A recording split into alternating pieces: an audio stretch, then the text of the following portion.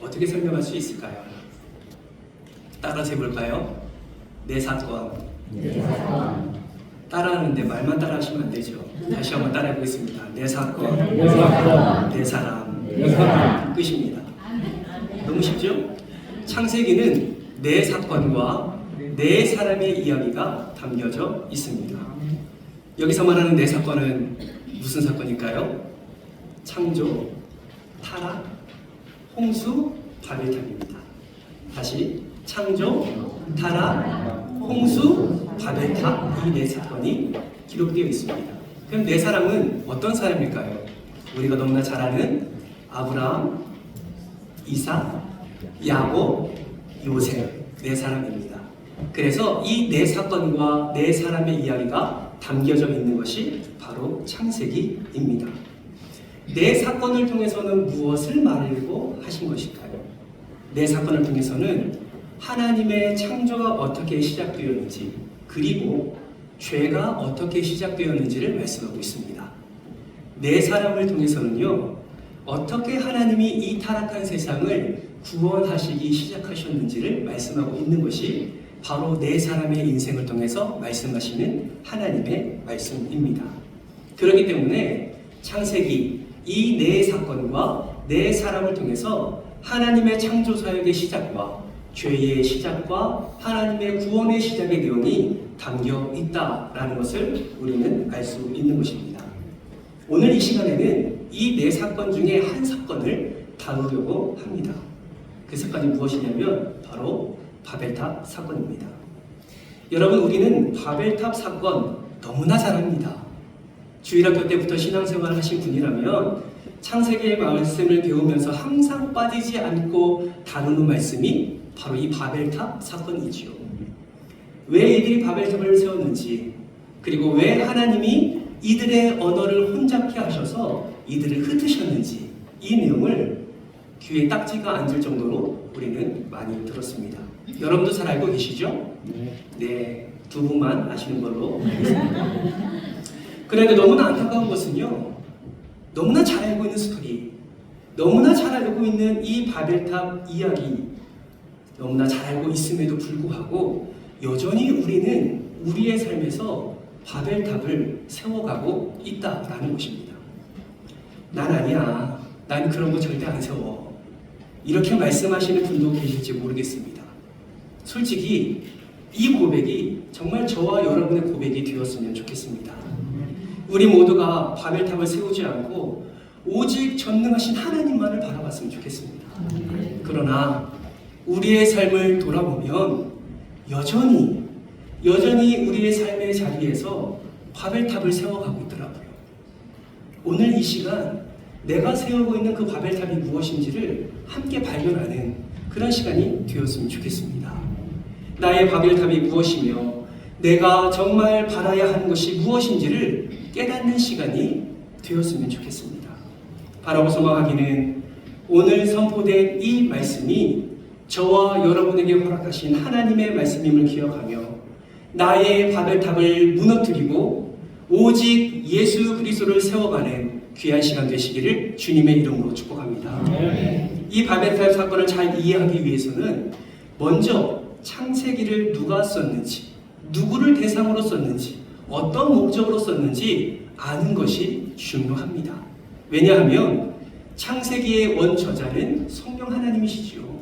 그러나 창세기를 기록하게 하신 자와 그 의도를 알아야만 더 정확하게 이 사건의 의미를 이해할 수 있기 때문에 그렇습니다. 질문합니다. 여러분, 창세기는 누가 기록했습니까? 질문입니다. 다시 한번 질문할게요. 창세기는 누가 기록했습니까? 예, 모세가 기록했습니다. 우리가 잘 알고 있는 그 모세 맞습니다. 그래서 모세는 창세기만 기록한 것이 아니라 우리가 모세오경이라는 고 부르는 그런 5권의 책을 기록하지 않았습니까? 그것이 무엇입니까? 창세기, 출애굽기, 레위기, 민수기, 신명기. 예, 우리는 이것을 모세오경이라고 부릅니다. 그러면 여러분, 누구를 대상으로 이 모세오경을 기록하였을까요? 누구를 대상으로 이 창세기를 기록했겠습니까? 저요 라고 말씀하시는 분도 있지만 너무 멀리 왔습니다. 물론 우리를 위해서도 이 말씀을 기록하시지만 창세기를 기록한 대상은 적과 꿀이 흐르는 가나안 땅으로 나아가는 광야에서 방황하고 유리하는 이스라엘 백성들을 위해서 기록한 말씀이 바로 창세기 말씀입니다.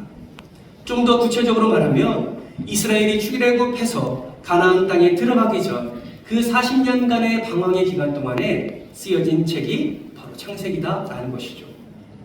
광야에서 40년 동안 방황했을 때 모세가 기록한 이 창세기, 여러분 어떤 의도와 목적을 가지고 이 창세기를 기록했을까요? 여러분 이것을 알려면 먼저 전제되어야 될 것이 있습니다. 여러분 성경은 하나님의 역사를 다 담고 있을까요? 다 담지 못할까요? 질문입니다. 다시 해볼게요. 성경은 하나님의 모든 역사를 다 담고 있습니까? 다 담지 못합니까? 예, 다 담지 못하지요. 하나님의 능력과 역사를 어떻게 이 한 권에 다 담을 수 있겠습니까? 그래서 사도 요한은 요한복음을 기록하면서 21장 25절 말씀에 이렇게 말씀하시죠. 예수께서 행하신 일이 이 외에도 많으니 만일 낱낱이 기록된다면 이 세상에라도 이 기록된 책을 두기에 부족할 줄 아노라. 예수님이 3년의 공생의 사역도 그 역사와 그 능력이 너무 많아서 기록하여 담아둘 데가 없을 만큼 너무나도 놀라운 역사인데 하나님의 역사를 어떻게 이 책 한 권에 담을 수가 있겠습니까? 여러분 담을 수가 없는 것이죠. 그렇다면 여러분 창세기에 기록된 이 하나님의 말씀, 이 내용은 무엇이라고 말씀할 수 있을까요?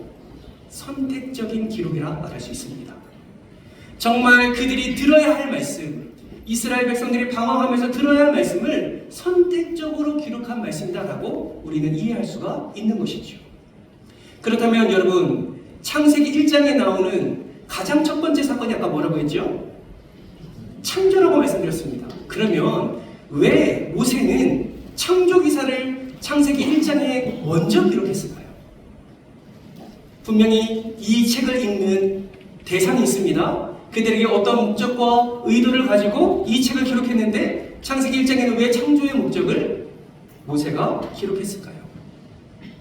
물론 하나님이 온 우주 만물을 창조하신 것이 가장 시작이고 먼저이기 때문에 기록한 것도 있습니다. 그러나 또 다른 의도도 있습니다. 여러분 출애굽하기 전에 이스라엘 백성들은 애굽 땅에 살면서 그들이 가진 신분이 무엇이었습니까? 노예였지요. 그들은 애굽의 노예였습니다. 자, 여러분 기억하시지요? 이들을 출애굽시킬 때 하나님이 모세를 통해서 출애굽시킬 때에 그 애굽 땅에 내린 재앙이 있습니다. 총 몇 가지 재앙인가요? 10가지 재앙입니다. 이 10재앙은 무엇을 의미합니까? 여러분 애굽, 이집트의 신들을 의미합니다. 실제로 아직도 이집트 땅에는 모든 자연 만물을 신으로 삼고 있다고 합니다. 여러분 어느 집에 이집트의 어느 집에 가서 개구리 형상이 있음을 발견하면 그 집은 어떤 복을 소망하고 있는 줄 아십니까? 개구리는요 다산의 신을 상징합니다. 아이를 원하는 가정은 개구리 형상을 갖다 놓는 거예요. 왜요? 그 개구리 신이 다산의 능력이 있음을 믿고 이 집에 아이를 허락해달라는 사모하는 마음을 가지고 그 우상단지를 집에다 갖다 놓는 겁니다. 여러분 메뚜기 신은 어떤 능력이 있는 줄 아십니까? 보호의 신이라고 이들은 알고 있습니다. 그래서 어느 집에 가서 메뚜기 형상의 신이 있다 그러면 이 가정은 보호받기를 원하는 마음을 그 가정이 품고 있다라는 것이죠. 이러한 신들을 숭배하는 땅에서 이스라엘 백성들이 몇 년 동안 종살이 했습니까? 430년 동안. 그럼 여러분 생각해 보십시오. 그들이 하나님의 강권적인 능력으로 출애굽했습니다. 홍해를 건넜습니다. 하나님이 약속하신 젖과 꿀이 흐르는 땅으로 들어가기 위해 드디어 발걸음을 내딛기 시작합니다. 그러면 여러분 그들의 마음속에 하나님만이 유일한 신이라고 생각했을까요? 그렇지 않았을까요? 그렇지 않았다라는 거예요. 어떻게 할 수 있습니까? 시내산 언약 맺을 때에 모세가 내려오는 그 더딤을 보고 이스라엘 백성들이 하나를 만듭니다. 뭘 만듭니까? 금송아지를 만드는 거예요. 여러분 그들의 마음 가운데는 애굽에서 그들이 너무나 익숙하게 섬겼던 그 신들과 함께 하나님이 유일신이 아니라 여러 신들 중에 하나였다라고 생각했다라는 것이죠. 여러분, 이것을 누가 합니까? 모세가 알고 있습니다. 가데스 바네아에서 하나님의 말씀을 거역한 것도 그들의 마음속에 하나님이 유일신이 아니라는 것을 증거하는 것이죠. 결국 그들의 결과는 무엇이었습니까? 광야에서 40년 동안 방황하는 것이었습니다. 이것을 안 모세가 무엇을 기록하는 거예요? 창조의 말씀을 기록하는 겁니다. 그 기록의 의도와 목적이 무엇입니까? 얘들아, 하나님이 온 우주 만물을 만드셨어. 너희들이 숭배하는 그 자연을 하나님이 만드셨다고. 너희가 생각하는 그 숭배하는 그것은 신이 아니야. 오직 유일한 신, 천지 만물을 창조한 신, 말씀으로 창조한 신, 너희들을 최고의 목적으로 만드신 신이 하나님이시야 라고 그 목적과 의도를 가지고 창조의 기사를 적어나간 겁니다. 물론 성령 하나님이 그것을 하게 하신 것이죠. 여러분, 노아 홍수도 마찬가지입니다. 노아 홍수는 창세기를 잘 읽어보시면 아시겠지만 네 사건 중에 가장 많은 분량을 차지합니다. 여러분, 그 당시 문학기법 중에 수위기법이라는 것이 있습니다. 이 수위기법은 강조하는 것은 많이 쓰고 강조하지 않는 것은 조금 쓰는 것이 그런 수위기법이라고 하는 거예요. 노아의 홍수가 많은 분량을 차지하고 있다는 것은 노아 홍수를 통해서 이스라엘 백성들에게 말하고자 하는 것들이 굉장히 많았다는 것을 의미합니다. 그러면 왜 노아 홍수를 그렇게 길게 많이 썼을까요? 하나님과 하나님의 보호하심과 인도하심의 은혜를 누리면서도 세상의 그 어떤 것을 즐겨하는 그들의 마음 가운데 하나님의 말씀의 검으로 찌르기 위함입니다. 많은 수많은 은혜를 누리지만 민수기를 살펴보면 아시겠지만 불평과 원망을 쏟아내는 이스라엘 백성들에게 그렇게 죄를 짓는 자리에 나아갈 때 하나님이 어떻게 심판하시는지를 노아의 홍수를 통해서 깨닫게 해주시기 위함이었다라는 것이죠. 그러나 그 중에서도 하나님의 말씀에 순종한 자가 어떻게 구원을 받을 수 있는지에 대한 분명한 메시지도 노아의 홍수를 통해서 그들로 하여금 깨닫게 하게 하였다라는 것입니다. 그러면 여러분, 본격적으로 노아 홍수 이후에 바벨탑 사건을 기록한 이유가 무엇일까요? 노아 홍수 이후에 하나님은 노아와 그의 가족들에게 무지개 언약을 맺으셨습니다. 다시는 물로 심판하지 않겠다는 하나님의 약속이었던 것이죠. 그러나 이스라엘 백성들은 어떻게 했습니까? 그 약속을 받고도 다들 자신의 이름을 내기 위하여 바벨탑을 쌓은 것이지요. 이것은 하나님 앞에 악한 모습이었습니다. 왜 그럴까요? 여러분, 오늘 본문 4절 말씀을 한번 보십시오. 우리 같이 한번 읽겠습니다. 4절 말씀입니다. 또 말하되 성과 탑을 건설하여 그 탑 꼭대기에 하늘에 닿게 하여 우리 온 지면에 아멘. 여러분, 이들이 자신들의 이름을 내고 흩어짐을 면하기 위해서 무엇을 건설하고자 합니까? 성읍과 탑을 건설하려고 하였습니다. 어떻게 해요? 3절 말씀해 보시면 이들은 함께 벽돌을 만들어 견고히 굽습니다. 거기에다가 견고히 구운 벽돌을 쌓아서 무엇을 바릅니까? 역청으로 그것을 바르는 것을 볼 수가 있습니다. 여러분, 역청의 역할이 무엇인 줄 아십니까? 역청의 역할은 벽돌 위에 벽돌을 쌓을 때 그 사이에 역청을 집어넣어서 접착제 역할을 합니다. 그러나 한 가지 역할이 더 있습니다. 그것이 무엇이냐면 방수 역할이에요. 방수 역할을 하는 역청을 바른다는 것은 무엇을 의미합니까? 물이 새어 들어오는 것을 막겠다라는 것을 의미하는 것이죠. 하나님은 더 이상 물로 심판하지 않으시겠다고 무지개 언약을 보여주셨는데, 그렇게 약속하셨는데 이들은 그 약속을 믿지 못하고 물이 새어 들어오지 못하도록 역청을 발라 견고한 성읍을 건설하는 것입니다. 이것은 자신들의 힘으로 삶의 터전을 마련하고 자신들의 힘으로 인생을 살아가겠다는 것을 의미하는 것이죠. 여러분, 한 가지를 더 건설합니다. 그것이 무엇입니까? 탑입니다. 벽돌을 견고히 구워서 역청을 발라 탑을 쌓습니다. 그 탑 꼭대기가 하늘에 닿기까지 그들은 탑을 쌓고자 노력하였습니다. 무엇을 의미합니까? 하나님 없이도 살 수 있다는 교만함을 의미하는 것입니다. 여러분, 이것은 그냥 이야기거리가 아닙니다. 실제로 그들은 바벨탑을 쌓았습니다. 이 탑은 고고학적으로도 증명이 되었습니다. 사진 하나 보실까요? 이것이 많은 사람들이 연구했던 그런 탑의 터입니다.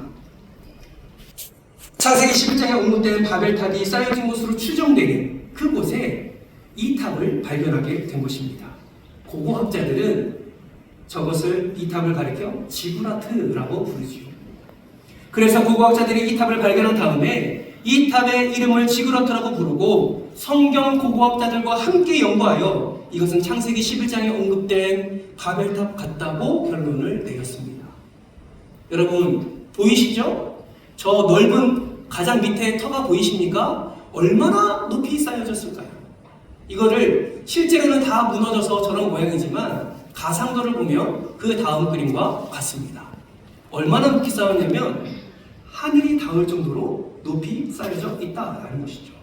근데 중요한 것은 맨 꼭대기, 탑의 맨 꼭대기를 보니까 거기에 한 가지 특이한 점이 발견되었습니다. 그것이 무엇이냐면 아주 커다란 제단이 발견된 것입니다.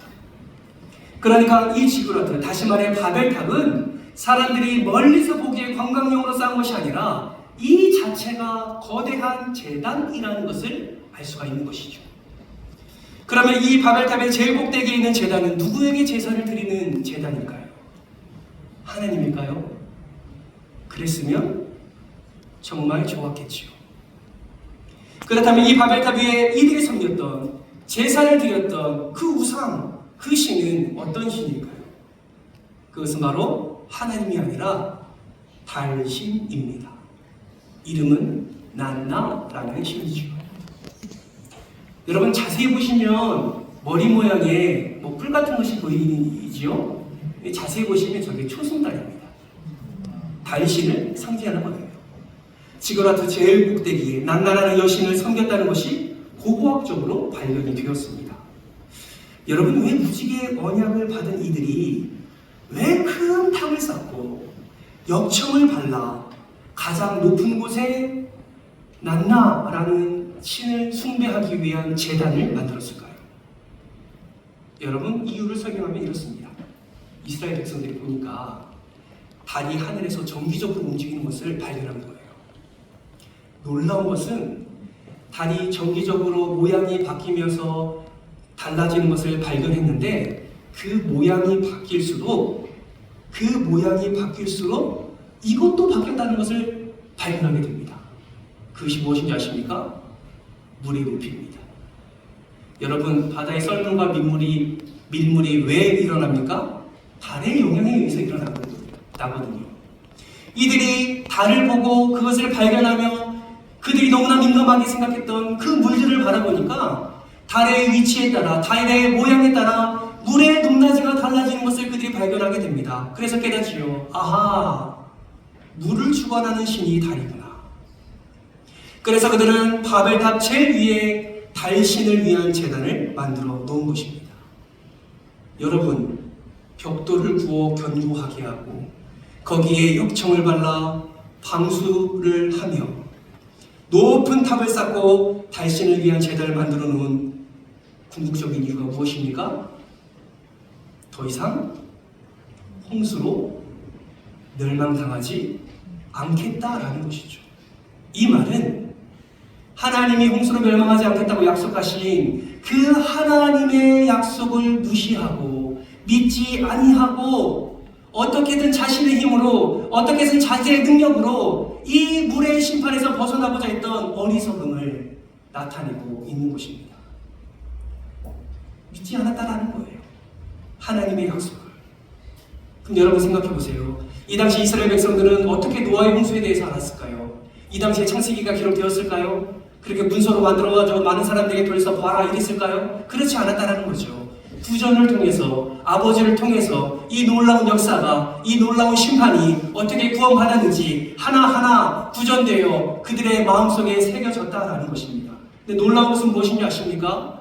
홍수로 심판했다는 내용은 기억하면서 하나님이 무지개 언약으로 구원의 은혜를 허락해 주시겠다는 그 약속은 이들이 기억하지 않고 있다라는 것입니다. 모든 자연 만물을 다스리시고 통제하시고 그것을 사용하셔서 심판하시는 놀라운 능력의 소유자인 하나님을 온전히 바라지 아니하고 오히려 우상을 숭배하며 자신의 뜻대로 바벨탑을 쌓아가는 이런 모습이 이들 가운데서 나타내게 되었다라는 것입니다. 여러분, 하나님이 바벨탑을 쌓을 때 왜 진노하신 줄 아십니까? 바벨탑을 높이 쌓아서 진노하셨습니까? 흩어지지 않기 위해서 바벨탑을 높이 쌓고 넓게 크게 만들어서 하나님이 진노하셨습니까? 그게 아니다라는 거예요. 하나님의 언약을 믿지 아니하고 하나님의 말씀을 믿지 아니하고 오히려 하나님을 대적하는 우상을 숭배했기 때문에 하나님이 진노하신 것입니다. 그래서 언어를 흩으셨고요, 그들을 온 지면에서 흩으신 것입니다. 여러분, 모세가 이 바벨탑 사건을 왜 기록했습니까? 광야에서 방황하고 유리하는 이스라엘 백성들에게 하나님의 언약의 약속이 선포되었음에도 불구하고 자기 마음대로, 자기 뜻대로, 자기 힘대로 우상을 숭배하는 그들의 모습을 바라보았기 때문입니다. 정신 차리라는 거예요. 여러분, 오늘날 이 세상의 사람도 마찬가지 아닙니까? 많은 교회들이 있습니다. 교회에서 전도합니다. 예수 그리스도를 선포합니다. 아마 예수를 모르는 사람 아무도 없을 겁니다. 그들이 귀에 들립니다. 많은 소식과 많은 방법으로 그들이 예수 그리스도, 또 하나님, 또 교회라는 것들을 그들이 접하게 되고 있습니다. 그런데 정작 그들의 삶은 어떻습니까? 그들만의 바벨탑을 쌓아가고 있는 거예요. 내가 하나님을 어떻게 믿어? 차라리 내 힘을 믿지, 내 지식을 믿지, 내 물질을 믿지. 그러면서 스스로 자신을 구원하기 위해 자기만의 바벨탑을 쌓아가고 있는 겁니다. 여러분, 세상 사람들 뿐이겠습니까? 저와 여러분은 어떠신가요? 여러분, 정말 하나님의 이 언약을, 이 하나님의 약속을, 이 하나님의 말씀을 믿으십니까? 정말 믿으십니까? 안 믿고 바벨탑을 쌓아가고 있다면 죄송합니다. 어리석은 삶입니다. 속히 주님께 돌아오시고 주님께 믿음을 간구하시기를 바랍니다. 아멘. 혹여나 그 말씀을 믿고 있다면 여러분의 삶을 돌이켜보십시오. 왜 믿는다면서 행하지 않으십니까? 어떤 한 목사님이 이런 글을 남기셨습니다. 목이 너무 아파서 병원에 갔더니 급성 후두염이라고 진단을 받았습니다. 의사가 말합니다. 커피 마시지 마세요. 탄산음료 마시지 마세요. 찬물 말고 미지근한 물 마시세요. 선풍기 바람 좋지 않으니 쐬지 마십시오. 말 크게 하지 마십시오. 주문하는 게 너무 많대요. 그래서 목사님이 의사한테 이렇게 얘기했다고 합니다. 저 설교해야 됩니다.